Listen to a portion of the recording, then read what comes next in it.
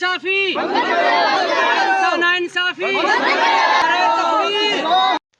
तोदापुर जे इलाइक़े में सारनि जो फसल तैयार थी मार्केट में अचण सां ई वापारियुनि ऐं मिल मालिकनि हथरादू सारनि जो अघु किराए छॾियो आहे, जंहिं करे हितां जा हारी ऐं आबादगार सख़्त परेशानियुनि खे मुंहुं ॾियण ते मजबूर आहिनि।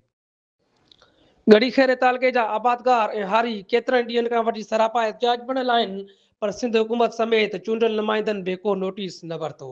दोदापुर में JUI जे सॾ ते सभई आबादगार ऐं हारी रोडनि ते निकिरी आया।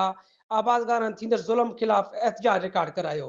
एहतिजाजी मुज़ाहिरो फिदा हुसैन बुगटी, ज़करिया रिंद ऐं सिराज रिंद ऐं ॿियनि जी अॻवानी में कयो वियो, जिते अॻवाननि एहतिजाज कंदे चयो त दोदापुर जे इलाइक़े में सारियूं तैयार थी मार्केट में अचण सां ई वापारियुनि ऐं मिल मालिकनि सारनि जो अघु किराए छॾियो आहे, जंहिं करे किरोड़े रुपयनि जो नुक़सानु थी रहियो आहे।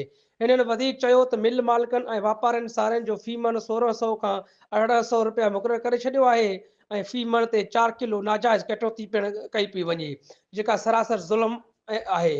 हिननि वधीक चयो त असीं ॿिज ऐं भाण ॿीणे अघ ते वरितोसीं, हाणे सारनि जो रक़म हथरादू घटि कयो वियो आहे, जॾहिं त मिल मालिकनि ऐं वापारी सारियूं सस्ते रेट ते ख़रीद करे बाद में उन्हनि जो अघु ॿीणो करे छॾींदा आहिनि।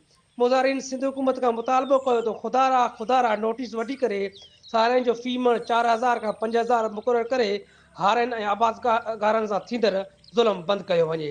कैमरा टीम सां गॾु अख़्तियार मुंदराणी, कोशिश, दोदापुर।